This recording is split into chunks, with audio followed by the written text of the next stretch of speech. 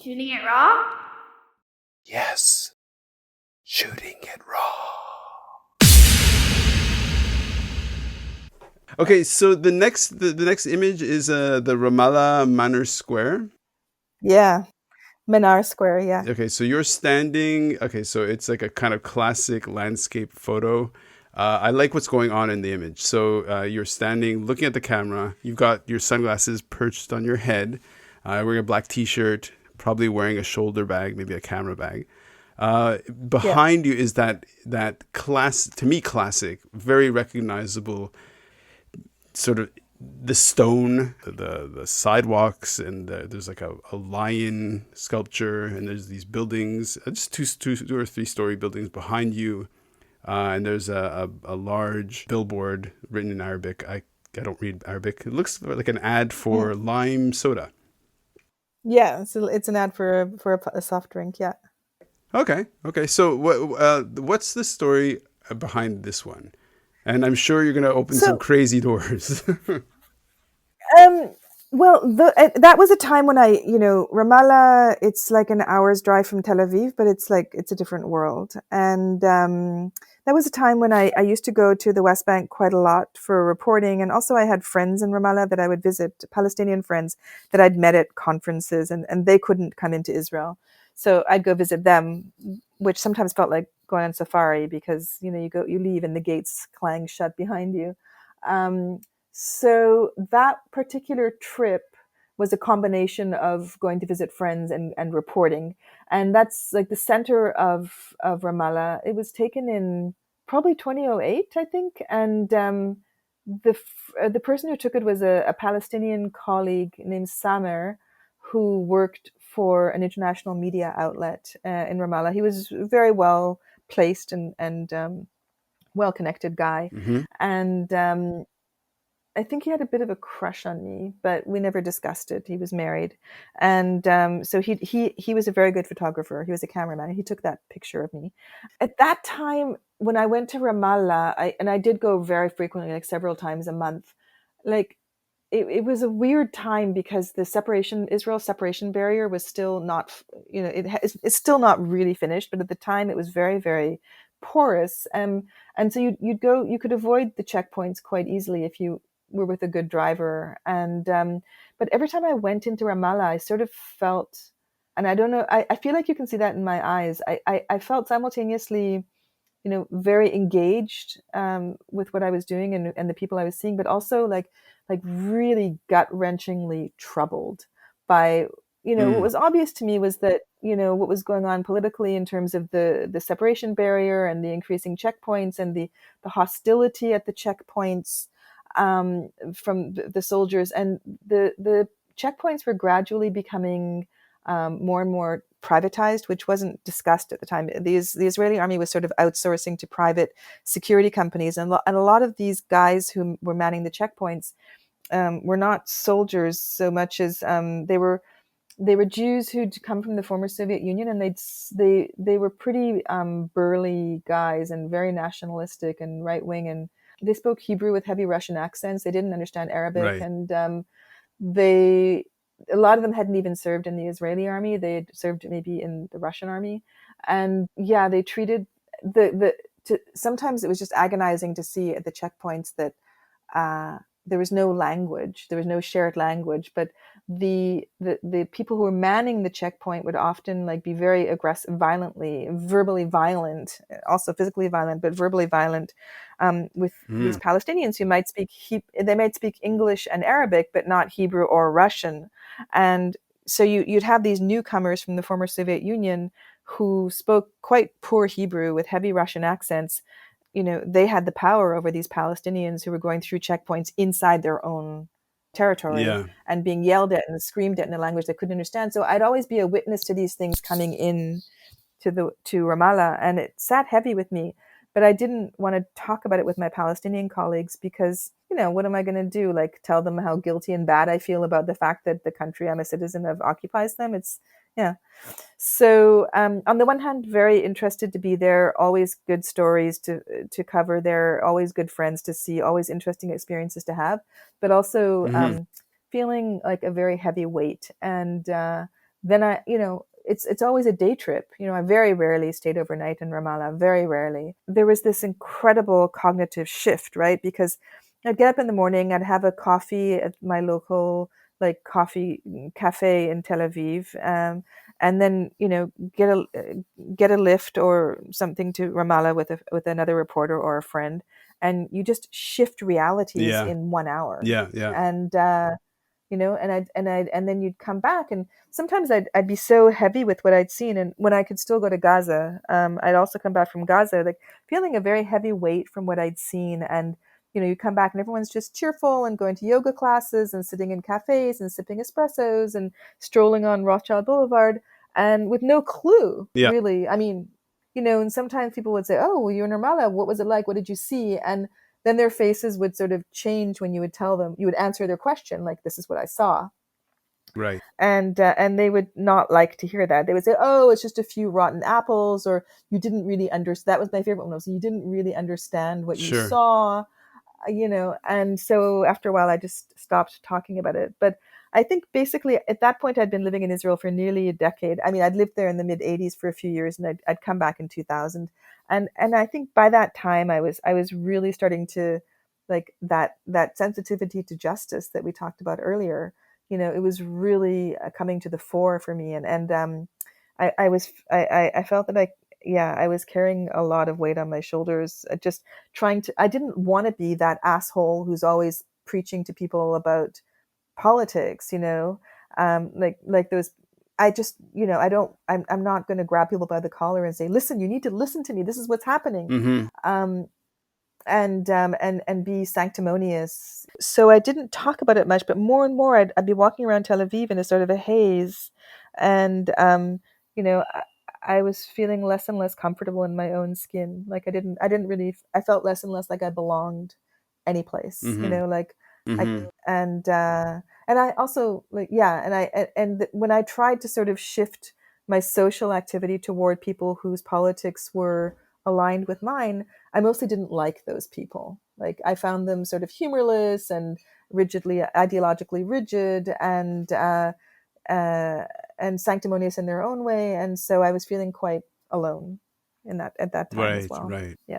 For the people who never experienced that sense of dislocation in a way, where and the thing is, you'd put yourself in that position regularly, right? To be in this Mm. one context one day, not one day, one morning, 1 hour, and then, as you said, like an hour later, be in a completely different world, and your brain is like, okay, like just this Yeah. whole, yeah, just the dislocation. And you'd do this Yeah. again and again. In a way, you'd experience these things again and again. They're shocks.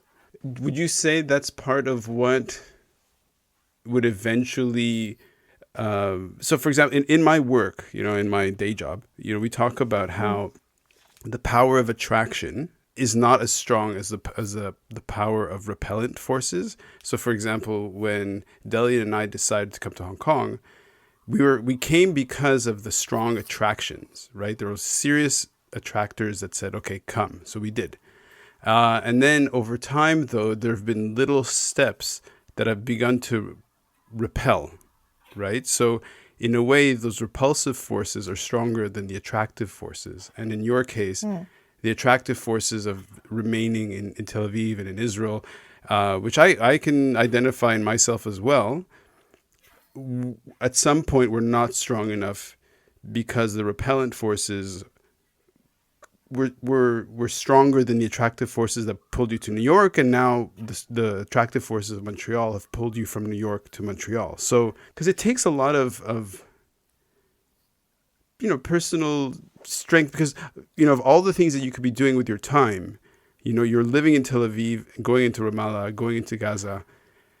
That says a lot about what you are like, about who you are, and how do you look back on that time now when you're about to enter winter in Montreal during COVID-19? Like that must feel like a completely different world.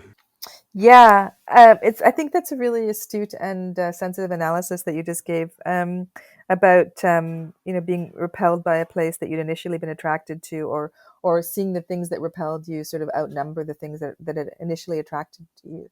And that is what happened to me in Israel. When I got there in 2000, just before the Second Intifada began, and I saw the red flags of the place. There's nationalism. I don't really like that, but it also was a very exciting place, and it seemed like a very hopeful place at the time. Like, we didn't realize that all of that hope from the Oslo Accords was about to explode and implode. But I still really loved the place. But after a while, it became impossible. And when I think about Israel now, like, as we look into the COVID winter of our discontent, yeah, I talked a few months ago. I was saying to some Israeli friends in Montreal, I think maybe I'm just gonna go to Israel for a couple of months this winter, and I haven't been back to Israel since 2011, by the way. Mm-hmm. Um, and I said, I think, it's going to be so lonely here with all these lockdowns and, prohibitions on having people into your home. And at least in Israel, I have citizenship, I have medical coverage, I have a lot of friends, and you can just go for walks in the temperate weather and see people outdoors. Mm-hmm. And for various reasons, I decided not to do it. And actually, these particular friends that I suggested I might do this to are now, as we speak, on a flight to Israel. Oh, And wow. just as they got, yeah, and they texted me just as they were about to take off, and they said, "This, we're doing it, but it was a bad idea, and you're better off staying where you are, because there are very few flights, and they're only direct flights because you can't, do layovers in the era of COVID, Mm-hmm.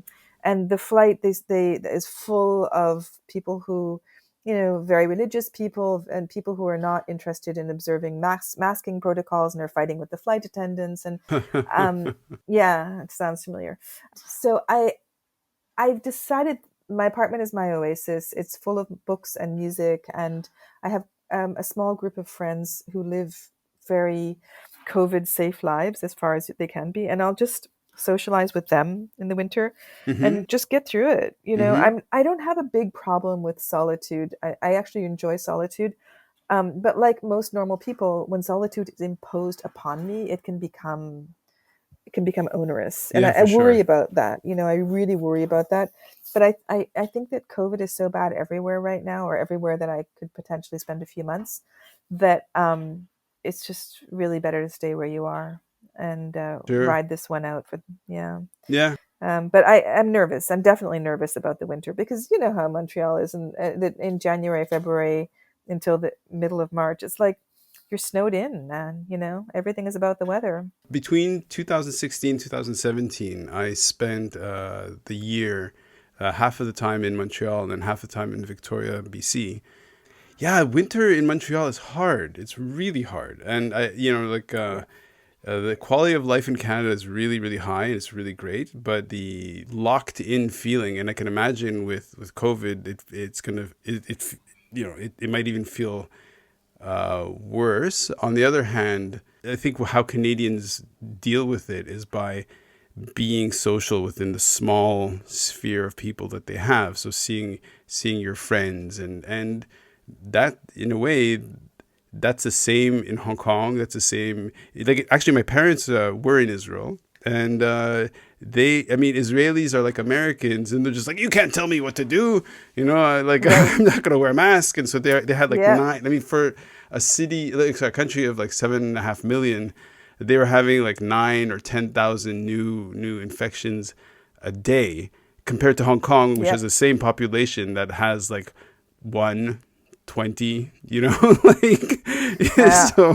So my parents were in lockdown they went back for, I think, 4 or 5 months, and they spent about 3 of those months basically stuck in their apartment. And it's just, I don't know. Yeah, sure, it might not be -20 or -30 outside, but That's what I'm saying. That's what I'm saying. You get to Israel, you got to go to 2 weeks mandatory quarantine. yeah. If you don't have an apartment of your own to quarantine, you're going to be in some grubby hotel, surrounded by people who are making jokes about the masks and not observing protocols and eating crappy food, and then you got to quarantine again 2 weeks when you come back. And this is just a month in quarantine for. It just doesn't sound like fun to me. I just decided that I'm just going to make do. And one of the things I do like about Montreal is that I'm surrounded by people who really love winter sports. I actually saw just today, actually, this post that you had put. put up, in which I think you went with some friends or something. You went to some of the cafes. I'm assuming in Mile End, so the Italian cafes. Yeah, Little Italy. Yeah, Yeah. yeah. And for me, that is the best Montreal has, is those times Mm. when you go into the cafe and you've got like people from all over the world who kind of mix the language, and you just have a great coffee and just, yeah, and sit and watch people, for sure. Yeah, Montreal has it's a really charming city in many ways. It's very low key, and like I remember once I was walking around in one neighborhood and I ran into this couple that were Français de France, like French from France, and they just it's I think it's very charming that French people come here and they just assume that because Montreal advertises itself as a francophone city that everyone speaks French, right? So they just addressed me Hmm. in French, and they said, they said we're looking for the beautiful things and the sights to see. And we've been walking around and looking at all these houses. And, we're wondering if there's any more neighborhoods that are more interesting to look at. They were in the plateau. Hmm. And I looked at them and I shrugged my shoulders and I said, listen, Montreal is not Paris or Lyon. It just doesn't have any like amazing, historical statues or monuments. It's just, all the houses pretty much look the same on the plateau.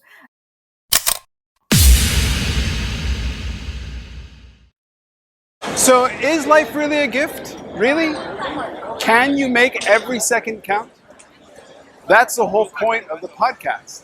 So, if you like what you've seen and you're inspired, because that really is my mission, then please give it a like, subscribe, and share. Shooting it raw?